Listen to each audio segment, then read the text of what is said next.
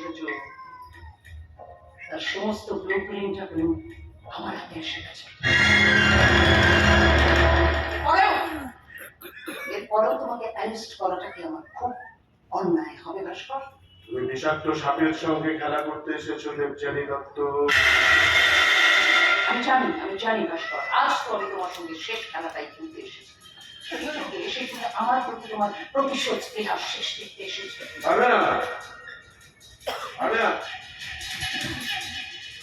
আমার টিকিটাও তুমি ছুঁতে পারবে না। শুধু তাই না, আবার বলছি, আমি যতদিন বাঁচবো তোমাকে বাঁচিয়ে রাখবো। মানসিক যন্ত্রণা দিয়ে একটা মানসিক রোগী বানাবো তোমাকে আমি। এত অভিযোগ, হাড়ি ভর্তি অভিযোগ।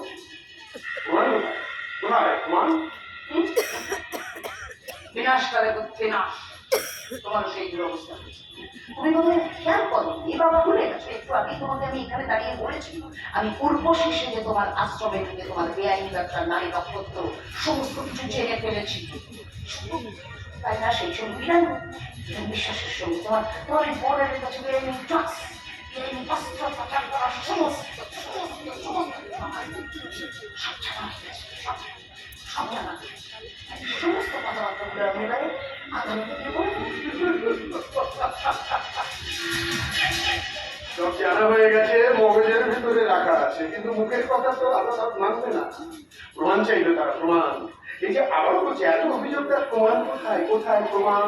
প্রমাণ আমার হাতে। এটা বাবা, এই যে এই মোবাইল ক্যামেরা সব প্রমাণ ভিডিও তোলা আছে। এই মোবাইল ক্যামেরা কি কিসের টেকনিকে? কে তুমি? ও আমার লোক, মানে পুলিশের লোক, নাম কালিশন। বীরেন বিশ্বাসের সঙ্গে আপনার বেআইনি ব্যবসার সমস্ত কথোপকথন এই ক্যামেরায় ভিডিও করা আছে। তুমি আমার আসলে ঢুকলে কেমন করে? আমার আসলে তুমি ঢুকলে কেমন করে? আমরা যে আসল টাকার পথ করে দিয়েছি, আমার বিশ্বস্ত লোক হয়ে তোমার সঙ্গে এত বড় বেইমানি করলি? তার থেকে অনেক বেশি অন্যায় আপনি দিনের পর দিন করাচ্ছেন। মানুষের জীবন নিয়ে ছেলেমেয়ে খেলছেন আপনি। মানুষের শরীরের মূল্যবান অঙ্গকে সঙ্গ বিক্রি করে আপনার তাই বিবেকের কারণে আপনার ধ্বংস চাইছি, ধ্বংস। শেষের ধ্বংস শোনা সেই। তুমি এদেরকে নিয়ে বাইরে যাও। না তুমি বাইরে যাও। একদম চুপ চুপ। তুমি এদের নিয়ে বাইরে যাও। আমার ওনার সঙ্গে কথাবার্তা হয়ে গেলে আমি তোমাকে আবার ডেকে পাঠাচ্ছি। নিশ্চয়ই ডাক্তার বৌদি, আমি তোমার সারথি। সমস্ত অশুভ শক্তির বিরুদ্ধে তোমার হাতে অস্ত্র হয়ে জীবনের শেষ দিন পর্যন্ত তোমার শক্তি জুগিয়ে যাবে। শক্তি যাচ্ছি অফিসার দত্ত, তবে এই বন্ধটাকে কিন্তু ছাড়ে না। একে নিয়ে গিয়ে জেলে মারবে। ওখানে ছাড়া পায় আর আশ্রমের ভক্তরা আমি আমরা ওকে আগুনে পুড়িয়ে মারবো। কে পুড়িয়ে মারার আগে আমরা সবাই গলায় গলা মিলিয়ে বলবো, তৈরি করে মারো টান, রাজা হবে শান্তা। তৈরি করে মারো টান, রাজা হবে শান্তা। তৈরি করে মারো টান, রাজা হবে শান্তা। শুনতে পাচ্ছ ভাস্কর? চারিদিকে মানুষের মনে তোমার বিরুদ্ধে বিক্ষোভের আগুন কেমন দাউ দাউ করে জ্বলছে, শুনতে পাচ্ছ? আর এই বিক্ষোভের আগুন থেকে কিছুতেই তুমি নিজেকে আর কোনোদিনও বাঁচাতে পারবে না। আজকে অনেক বেশি আগুন আমার মাথার ভিতরে দাউ করে। 15 বছর ধরে একতরফা তুমি আমাকে ভালোবেসেছো ভাস্কর, কিন্তু আমি তো তোমাকে ভালোবাসিনি। হ্যাঁ, ঠিকই বলেছ। 15 বছর ধরে আমি তোমাকে ভালোবেসে আসছি, আজও ভালোবাসি। জীবনের শেষ দিন পর্যন্ত তোমাকে আমি ভালোবেসে যাব। তোমার জন্য আমি অন্ধকার জগতে পা রেখেছি।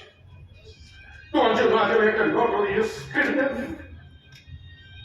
এসব কিছুর জন্য তুমি নাকি নিজের প্রতি ঘেন্না, ধিক্কারে আমি নিজেকে ধ্বংসের দিকে এগিয়ে নিয়ে গেছি। তোমাকে না পাওয়ার যন্ত্রণা আমি মেনে নিয়েছিলাম, কিন্তু আমাকে প্রত্যাখ্যান করে তুমি যে অপমান করেছো, সেই অপমানের চাবুক আজও আমাকে ক্ষত বিক্ষত করে। আর যত ক্ষত বিক্ষত করে তত আমার মাথার ভেতরে আগুন দাউ দাউ করে জ্বলে ওঠে। রাবণের চিতার মতো সে আগুন কোনোদিনও নিভবে না, আমি নিভে যেতে দেবো না। কি করবে? কি করতে চাও তুমি? বলো বলো বলো বলো, কি করবে? মারবে? মারতে চাও? মেরে মারতে চাও? হ্যাঁ, তাই মারবো। এতদিন যা করি এবার তাই করবো। যেমন খুন করে শরীর থেকে অঙ্গ প্রত্যঙ্গ বের করে নিয়ে লাশ গায়ে করে দিয়েছিলাম তোমার স্বামী সুদীপ দত্ত, আমি